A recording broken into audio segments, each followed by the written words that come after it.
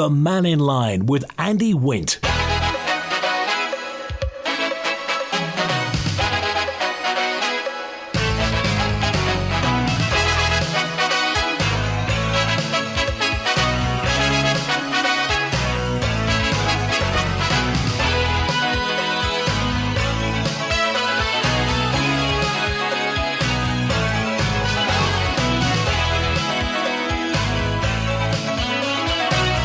Pastor Mai, good afternoon. Welcome to Mannin Line on Max Radio.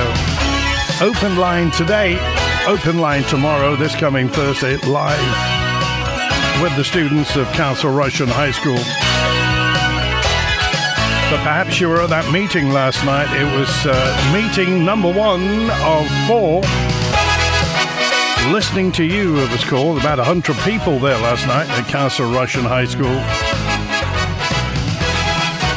including our own Christian Jones, who was reporting. Were you there last night? All the ministers were there except one. Dr. Allenson had already said he wasn't going to be there, but strangely, Treasury didn't have a member there.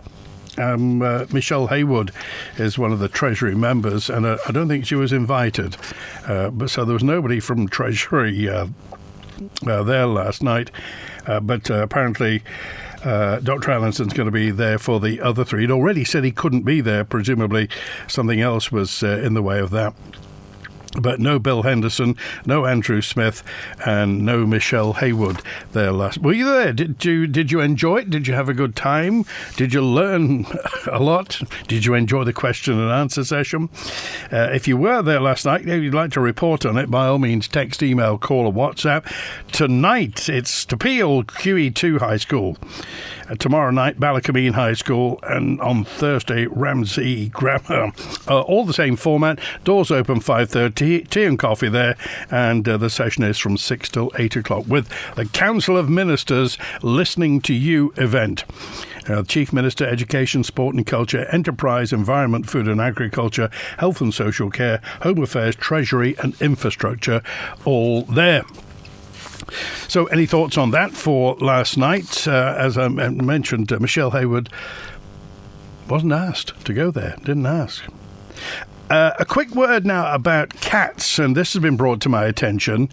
From the 10th of June this year, in England, this is England, but we're assuming it's going to be brought to the Isle of Man.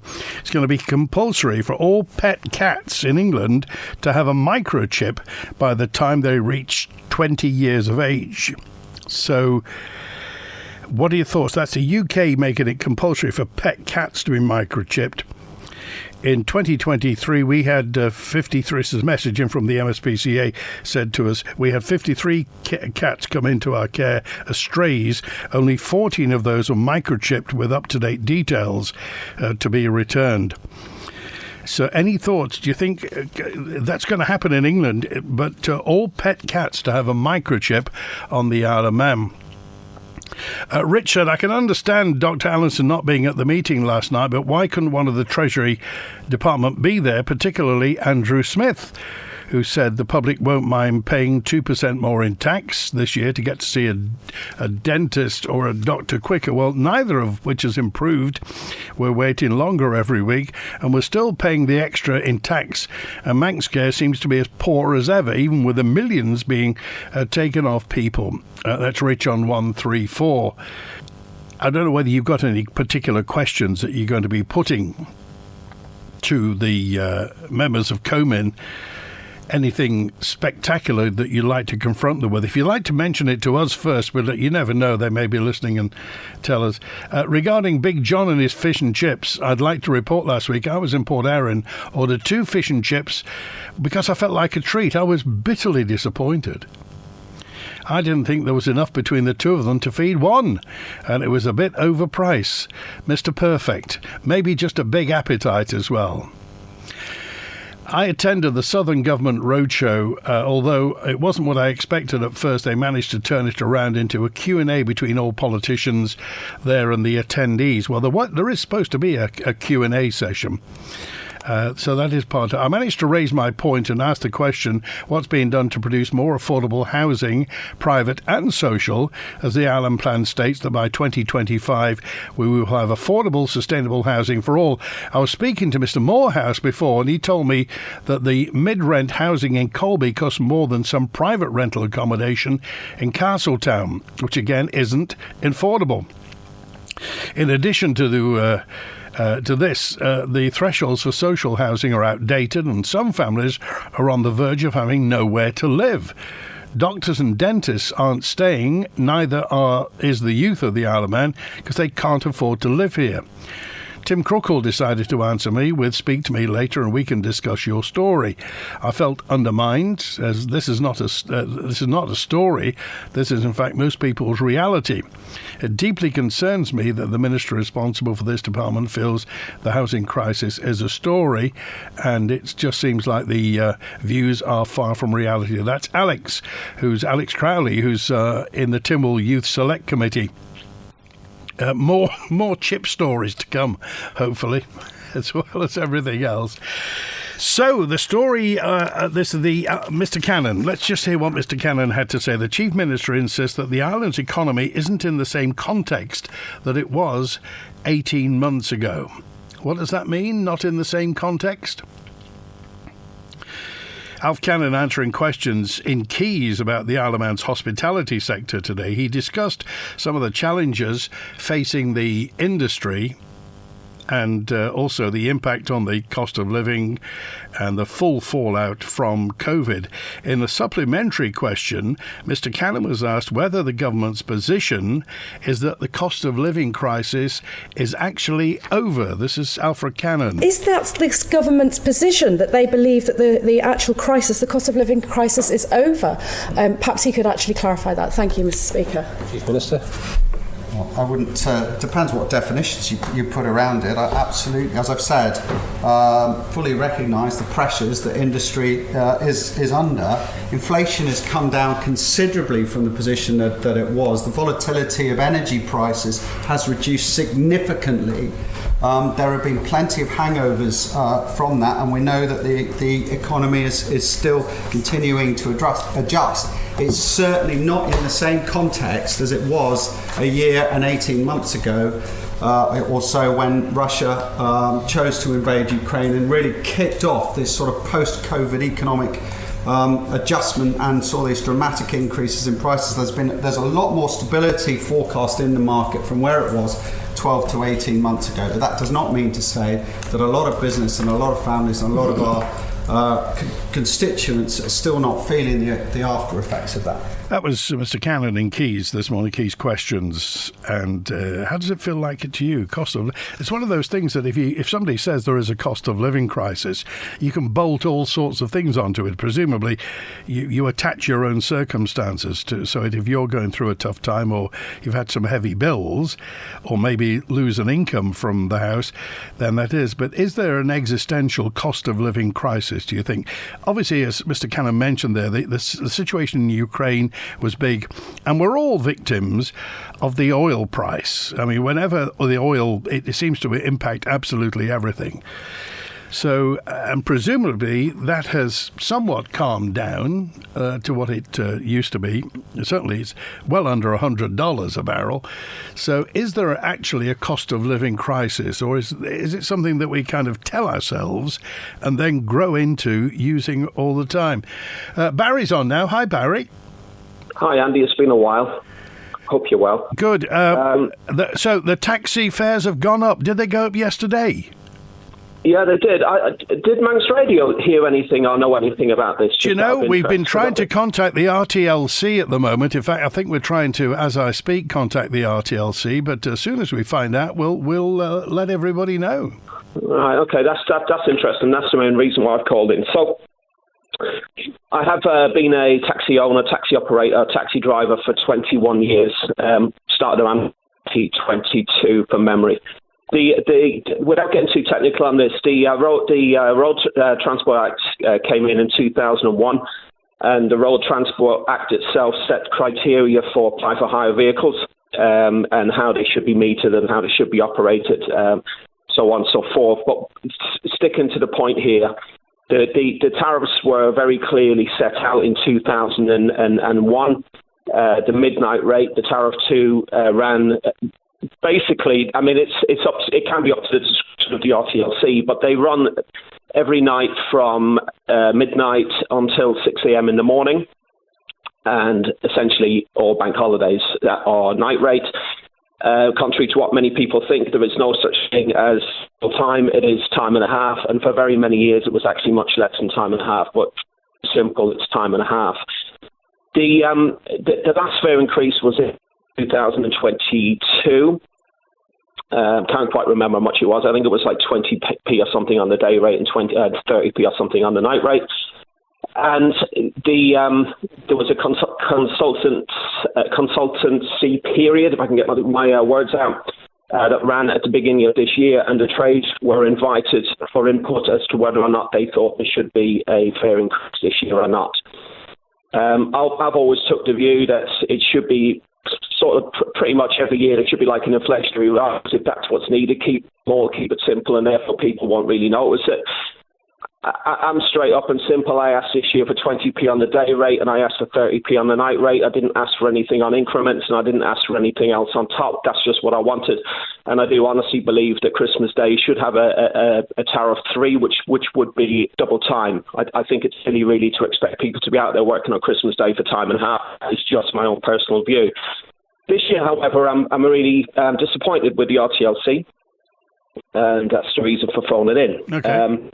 Why am I disappointed? So, because so basically they've took the decision this year, which I guess was based on the consultancy, whereby the majority of people who put an input in, they have asked for 30p on the day rate and 40p on the night rate. More than I think it should have been, but that's what's in, and that's what's going to happen. But they've also decided in their and I'm being sarcastic because I think I need to get my point across, because obviously I don't use bad language, I never will do that. But they have decided in their wisdom that to bring the night rate back to 11 p.m.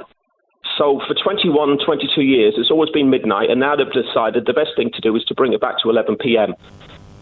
But there's no there's no public notifications anywhere about this, and this, as far as I know, started yesterday. My meter was adjusted yesterday, and it's going to be the car, my taxi will go down onto the promenade tomorrow, and the meter will be tested by the car inspector.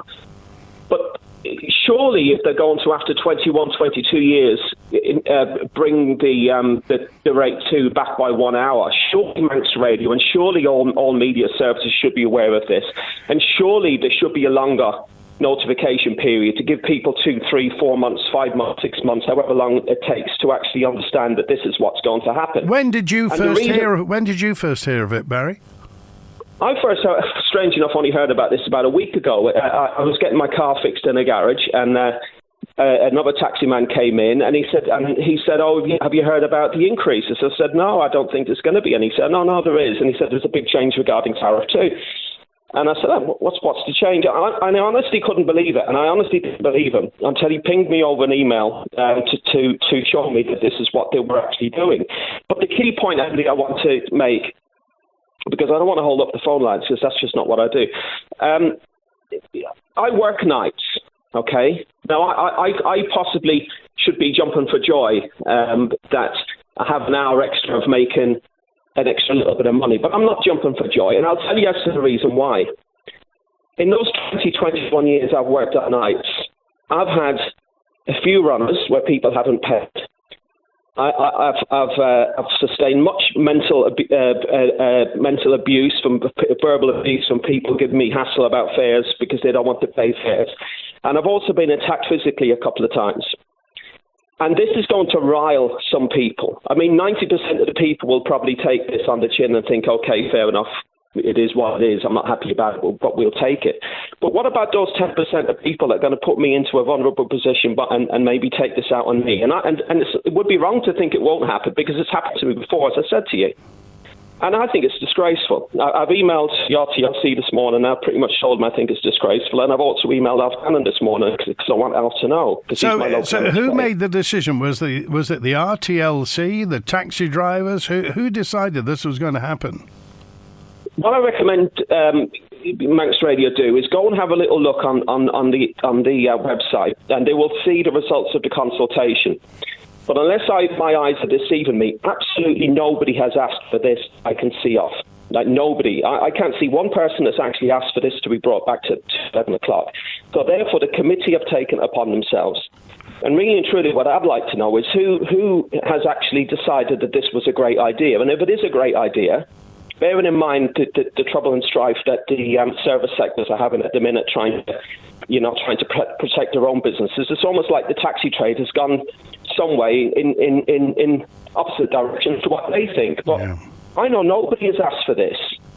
It's not right. And as I say, consultation alone, the lack of consultation, the lack of notice period, and just to chuck this in. So at the weekend, taxi people are going to say, so if you're going up to, say, Onken, which may have cost you £10 previously at 11 o'clock, now the taxi man's going to ask you £15, and that's not going to go down well because people aren't going to know about it. Let's just, for new listeners, just say this again. So the thrust of it is there is obviously a kind of an inflationary rise, but the fact is that the nighttime tariff will now start at 11 p.m, not midnight, right? Correct, sir. Yeah. And the Road Transport Licensing Committee, as far as you're concerned, never had any request for this to happen. They've just decided what's going to happen. Exactly, and it's unclear as to what they're thinking as to why they think that they should do it. I don't understand why, because it concerns me as well now that maybe people are going to start choosing to travel by bus or whatever they decide to do. But there's no reason, there's no explanation as to why they've decided to do this. Okay, all right, Barry. Well, we'll get on to that. We'll try and find out, get to the bottom of it, and we appreciate it. Well, there's one taxi driver who didn't ask for it, and that's you. I would never ask. I would never have asked for that. I've always, as I said to you, I've always, for the last 20 years, I've always made one simple request, and it's always denied. And as long as I have a voice, I'll always ask for it. Christmas Day should be double time, because they are not going to get me out there for time and a half. Right. And that simple request, year on year on year on year, they deny that. But then they come up with this absolutely, what I would class as a harebrained idea to bring this back to 11 o'clock. That is not delighting me, and it's certainly not going to delight the travelling public in these times of inflationary pressures. Okay, Barry, we appreciate it. Thanks for clearing that up. Good to hear from you. Thank you so much. Cheers now, 24 minutes past 12. Well, that's the story, that nighttime tariff on the taxis will now start at 11 p.m. and not at 12 midnight. So we'll try and get to the RTLC we were talking about is the Road Transport Licensing Committee, which comes under, it's DEFRA, of course, because the RTLC office, I think, is in Taisla-Walligan. The DESC's headquarters, but the DEFRA minister, that's Claire Barber, will deals with all matters relating to the RTLC in Tynwald. So, if you're a taxi driver, if you're a user of taxis, I just wonder what you think about that. The fact that night time at 11 o'clock now and not at 12 midnight. Julian's on now. Hi, Julian. Were you there last night? Hi, Andy. I went to the other one, the Liberal Mannin hosted one at the Legion with the MUA. Oh, right. And how was that? It was very interesting, actually. It was very polite, not too many people there, but that allowed for an excellent extended Q&A session. Lots of very, very interesting questions and answers. Just wanted to go through a couple of them. Okay, first of all, who was representing the various organisations? Right, so we had Lizzie Riley. I'm just trying to remember who the other ones were there. We had Phil King, Adrian Dobbins, and John Wannenberg. Okay, yeah. So one of the answers that I have been wondering about was, you know, obviously, even if you employ somebody, you want to know how many hours they're going to work a week. So I was wanting to know what sort of power we're going to get from these turbines if Earystane comes to fruition. And it turns out that what they're doing is they're recording the wind data, And then they're applying that to a computer model that's supplied by the wind turbine manufacturer. But unfortunately, that computer model is proprietary and it's therefore secret. So we're not going to know really what the truth, until it's going to be like, well, we won't know till we put them up and then we'll see. However, the industry... And what did they say? I mean, how did they explain that? Did they just say that was industry standard, or did they seem surprised by the fact that this sort of data isn't going to be publicly available? Well, the good news is that the Manx Utilities website is now hosting the recorded wind data. So there is some open source software out there that can actually look at that, and it produces nice graphs of, the wind direction and what's been the power and what's too much and what's too little. So I've just downloaded that now, so I shall be having a look at that with interest. Okay.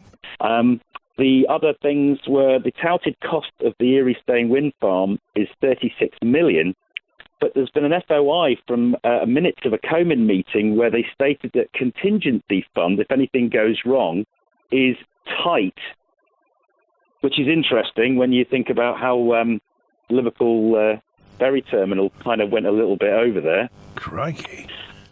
Also, the scoping report has been submitted but is not available for public scrutiny. It would be kind of nice to see what they've been finding with all their bits and bobs.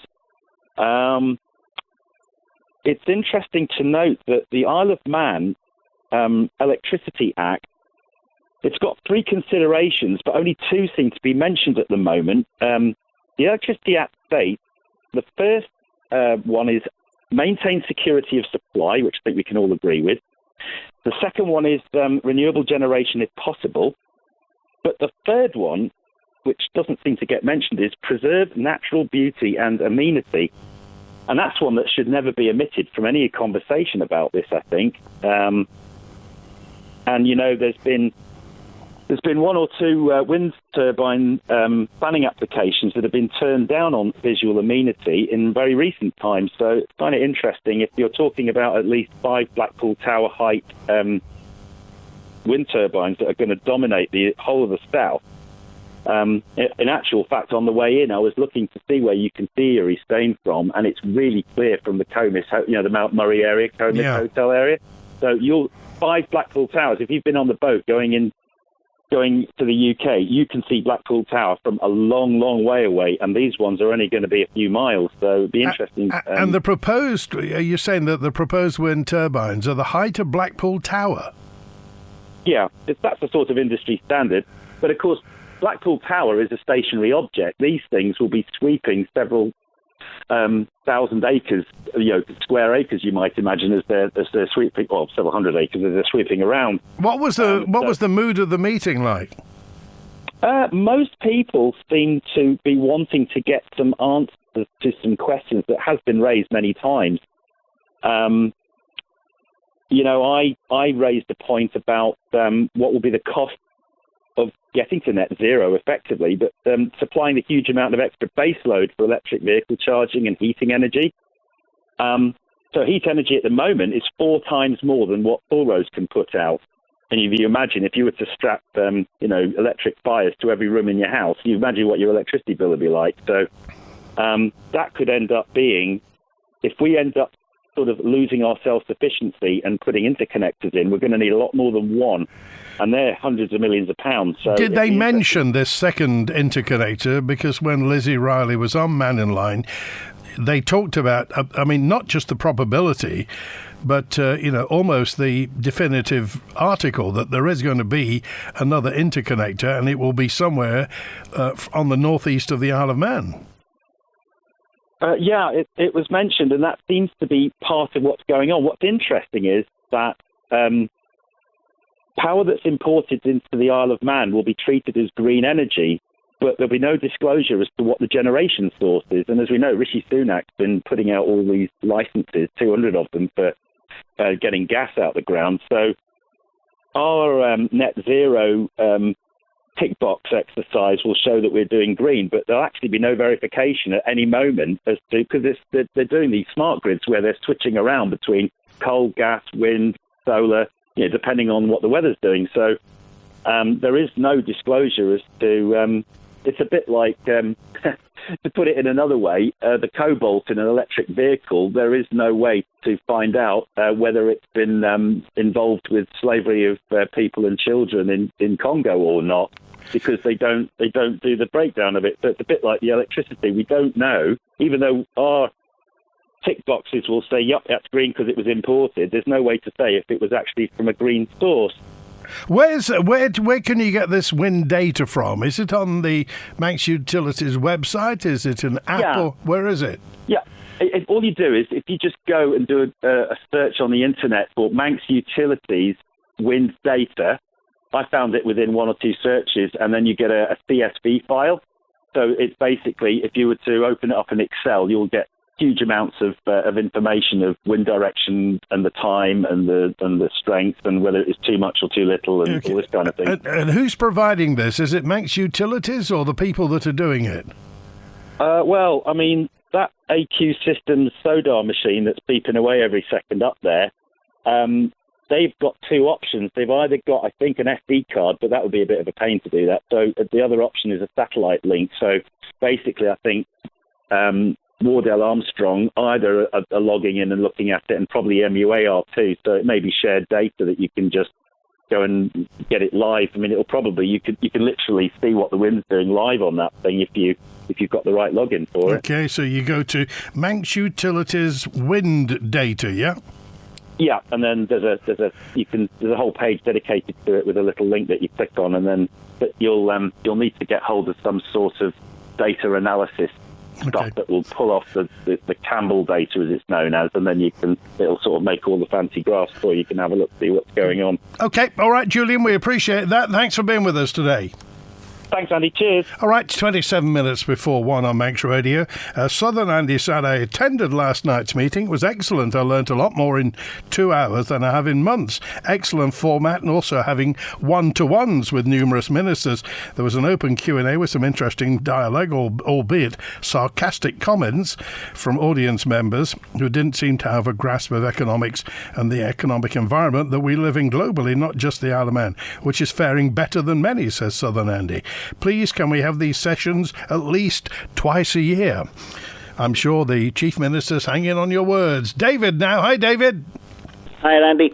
I just wanted to give a little bit of praise, and it's not, it's in conjunction with the DOI and the department there, is if you probably noticed going around, there's a UK vehicle actually sealing cracks around the island, all over the island. And I came across them the other day, and they do look like a massive patchwork when they're finished. And I just wondered, because they are sealing the cracks in the road. I know about water going in and then the road lifting up and so forth like that. I just wonder how long they're here for. They're not doing any on the TT course, obviously, so they're doing major work on the TT course. But I just wondered how long they're over for, and it probably would be a question I might want to ask the DOI Minister when we ever get a chance. The other one was, too, if he's listening, because politicians do listen to you, Andy, now, to get the heads up, is what happened to that lane in Williston Crescent? My colleagues when I used to live in Williston there, are always saying to me, what happened to that lane that was extinguished and taken over by not the council now, the city? So is the city prepared to give that back? Because they shouldn't have taken it over. And how long's that subject been a hot topic for now? Well, it's a hot topic to me, and it's a hot topic to the people that I know and to the people who live in Williston there, who have this lane extinguished, because you could go from Williston Crescent to Johnny Watson's Lane and catch a bus fairly easy, and now you can't. The houses took it over, and how could they do that? The other thing I was going to ask you, the direct question, in case I don't get to answer it the next few days, is, Andy, is the Housing Board a landlord? And the answer is... And the answer is, there we are. I think it is a yes, because if their control of housing stock, which is leased or let or in control of, shouldn't they be registered as a landlord? Is it a landlord, I wonder? Under the Act, because You can't ever wire them. It's a bit like the steam packet, but anyway, we're talking about the housing board there. And what is their remit for the future of all this land we've got, like the Park Road School, Summerland, the bus station, all these other pieces of land we got. Even, and I forgot, because we go past it every day, don't we, is the QB. Crikey. Yes. What are they doing with the pub? They've got two pubs. There's one on Derby Road as well, near the old school there, or was the old school. But what are we doing with the QB? And what is the plan for the Housing Development Board? And who is in charge and who's funding the money? We know who's funding the money. It's the taxpayers. So could we not be part of what's actually going on? That would be a cool question to ask somebody in Parliament, wouldn't it? Okay. All right. Appreciate that, David. Thanks for calling. Yep. Good to hear from you. The Mountain Road is closed currently. Well, it's closed until 10 o'clock tonight for preparation work ahead of TT and also general maintenance. Jill is with us. Hi, Jill.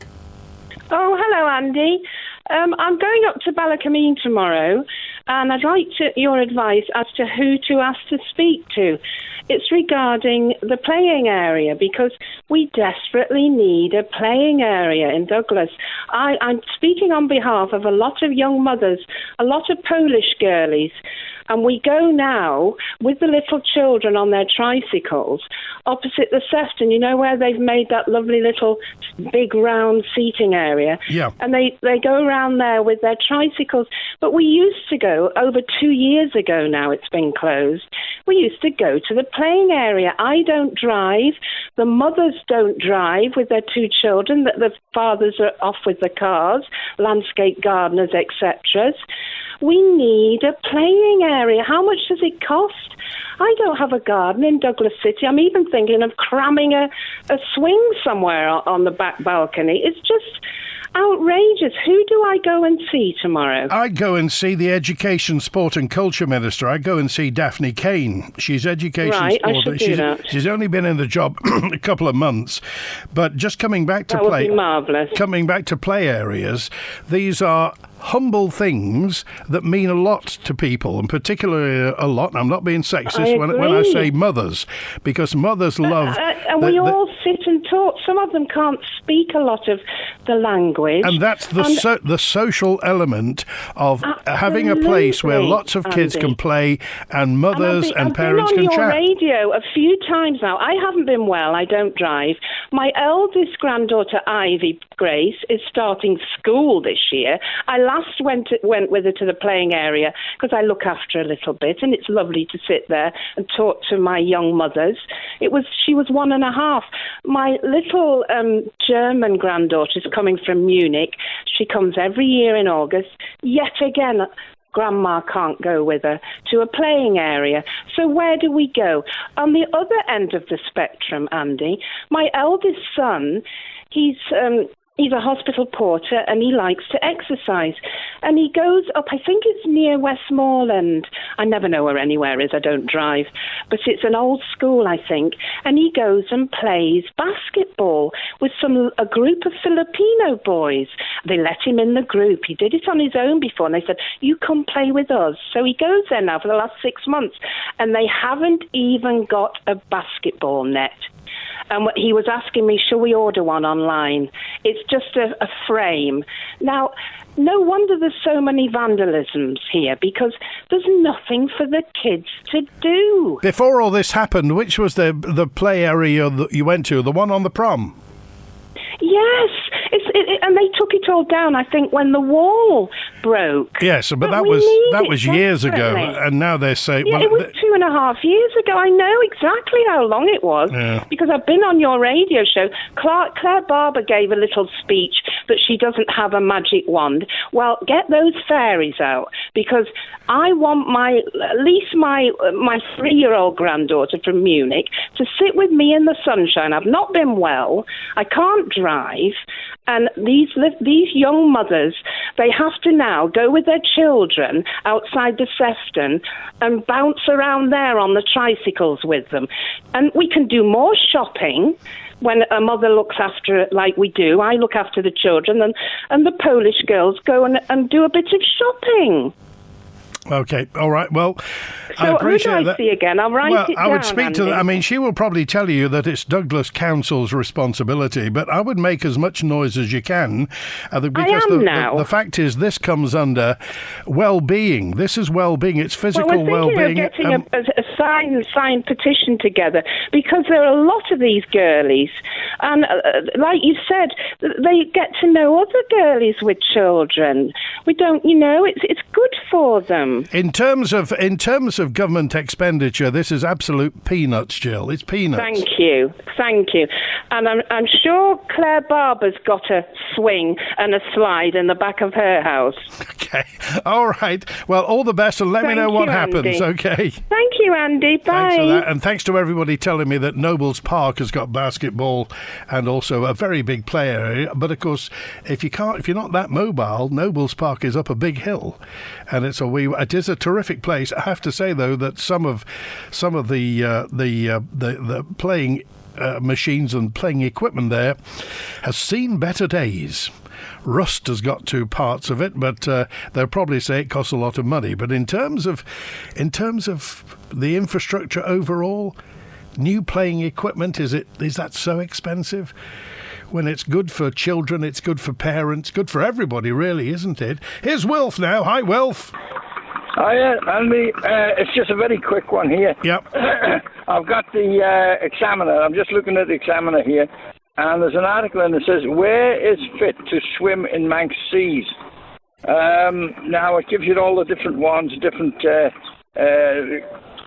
what state the water is. Yeah. But the thing is, this is something I can't understand, and of course, this is actually for all the people that go swimming in Ramsey, I would say, because it says here that Bay na Crickety, Douglas, Central, South Ramsey, and Port St Mary have all been rated good in the latest bathing water report, just as they were in 22. Yeah.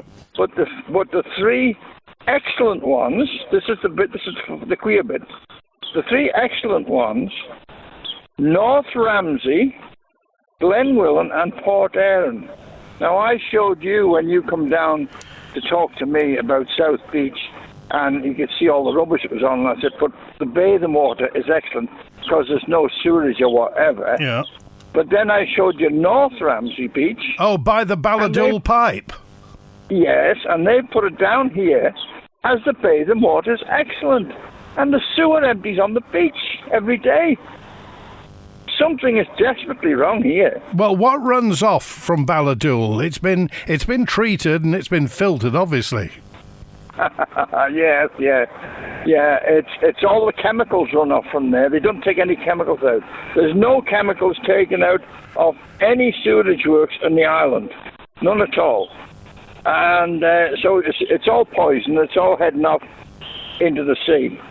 Now then, they also add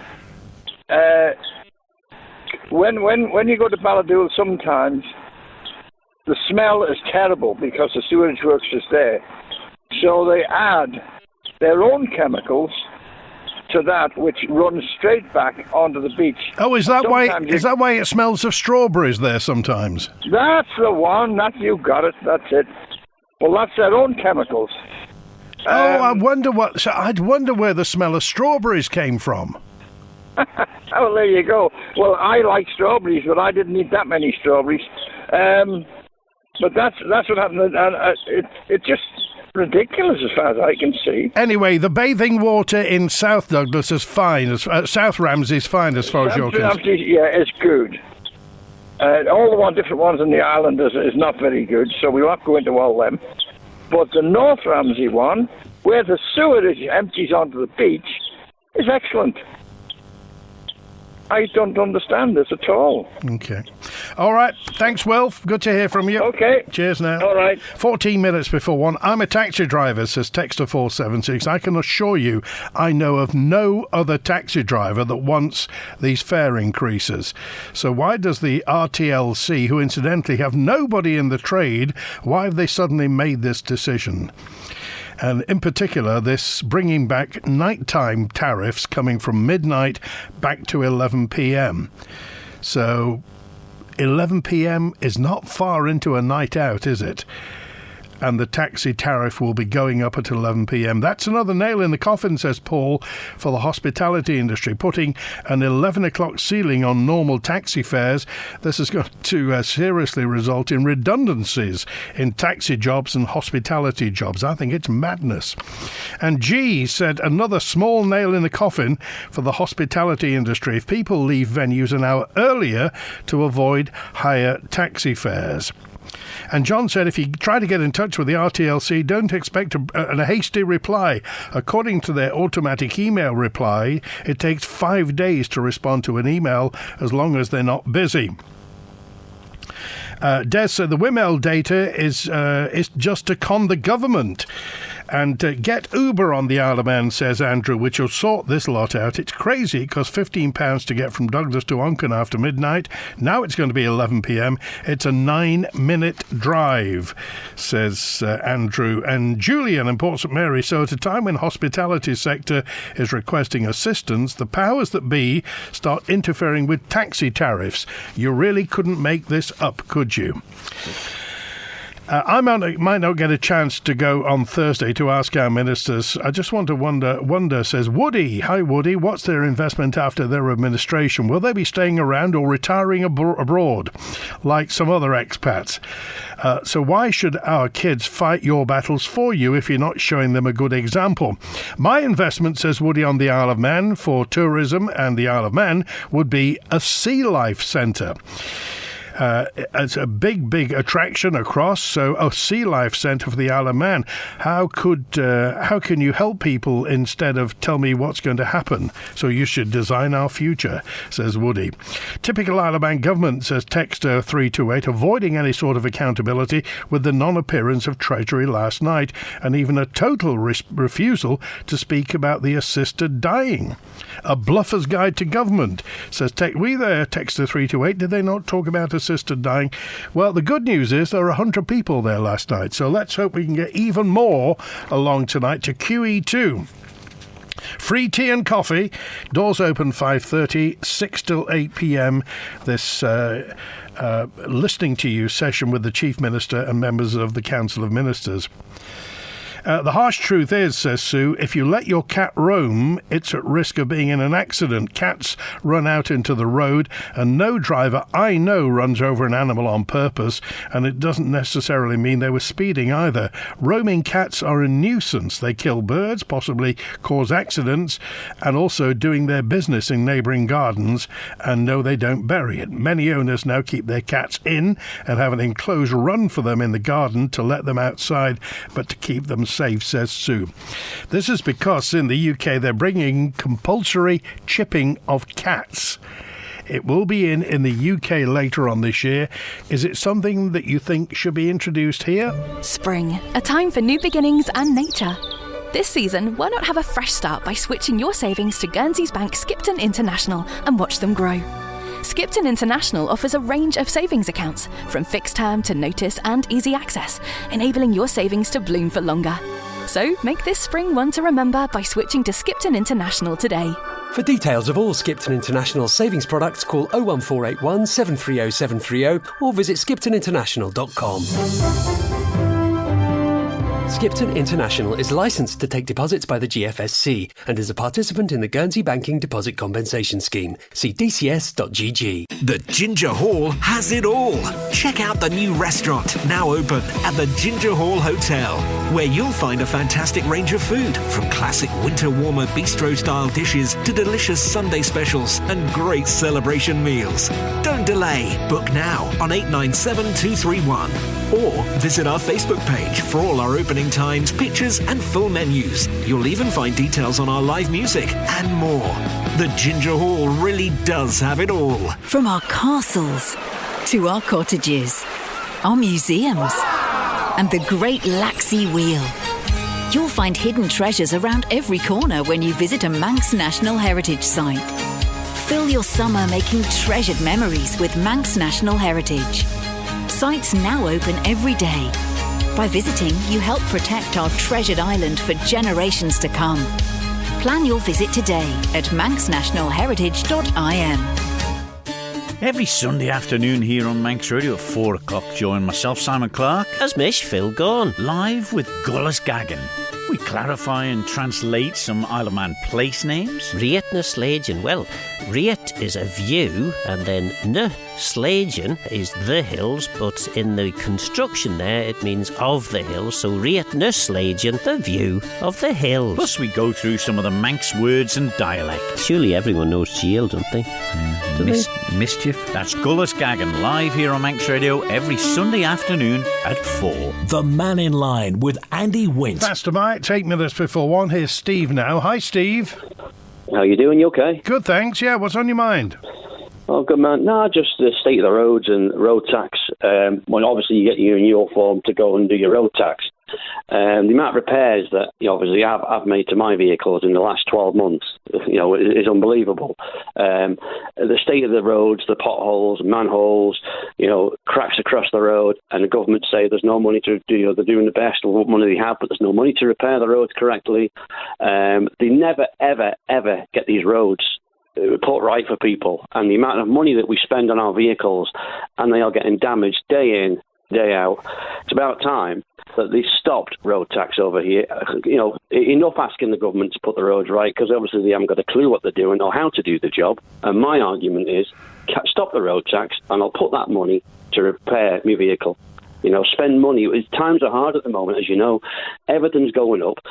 They've got the audacity to hold their hand out and expect money, in their pocket, to put a disc in your window to have your vehicle smashed and damaged. Do you think it's psychological, or do you think the roads have never been worse?